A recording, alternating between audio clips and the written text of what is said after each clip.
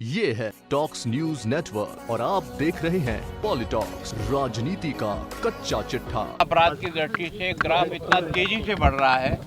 विधानसभा में जिस तरीके से भी इस विषय को उठाया जा सकता हमने उठाया है और अब तक जो है ना, मुझे लगता है कि 69% अपराध केवल इन 7 महीनों में महिलाओं के बढ़े हैं और उसमें से भी जो ज़्यादातर है 80% अगर छांटेंगे तो वो शेड्यूल कास्ट शेड्यूल ट्राइब की महिलाओं के साथ है। लगातार प्रयत्न करने के बाद भी सरकार का होम मिनिस्टर, आज की राजस्थान के मुख्यमंत्री होते हुए भी जो हमारे बारे में कहता था लॉ एंड ऑर्डर लच्चर है, उस समय हमने महिला अपराध की दृष्टि से -12% 3 साल में हम लेके आए, उसकी जगह आज 69% अपराध बढ़ा है। तो इसके बारे में केवल और केवल महिला अपराध और वो भी शेड्यूल कास्ट शेड्यूल ट्राइब की महिलाओं के साथ, और 2 अलग अलग है ना, जहाँ थानागाजी में उनके नेताजी गए वहाँ तो नौकरी भी मिलेगी, कंपनसेशन भी मिलेगा। सेम उसी प्रकार का अपराध उसी तरह से गैंग रेप बाकी जगह पे हुआ है, वहाँ ये समानता का व्यवहार नहीं करना किसी भी दृष्टि से उचित नहीं। हमने कहा सबके साथ समानता का व्यवहार हो, जो भी कंपनसेशन देना है सबके साथ बराबर का दो।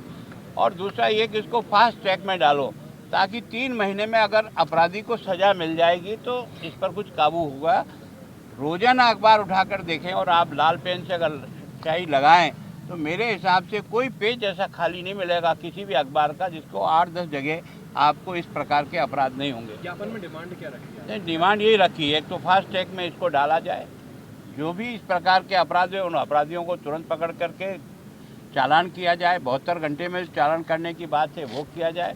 और दूसरा जो कंपनसेशन मिले वो सबको समान रूप से कंपनसेशन मिले और सरकार प्रयत्न करे कि इस प्रकार के अपराधों को रोके। आगामी दिनों में अन्य आपराधिक जो मामले हैं जिनको लेकर आप लोग कहते रहे उनको लेकर भी आप हमने कहा है कि 21 तारीख तक हम सब लोग जनप्रतिनिधि अपने अपने ज़िले में अपने अपने स्थानों पर प्रेस को ब्रीफ करेंगे, उनके ज़िले में कितना हुआ, प्रदेश में कौन से ऐसे अपराध जो अभी तक नहीं खुले हैं।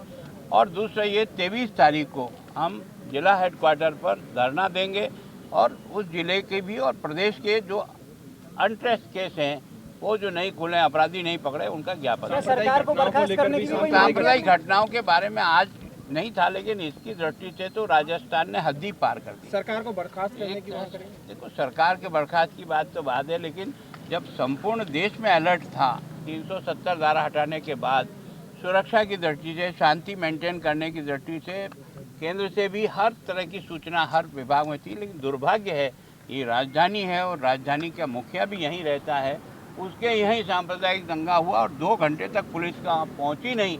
इससे बड़ा जघन्य अपराध और कोई लॉ एंड ऑर्डर की दृष्टि से हो नहीं सकता। ये है टॉक्स न्यूज नेटवर्क और आप देख रहे हैं पॉलिटॉक्स, राजनीति का कच्चा चिट्ठा।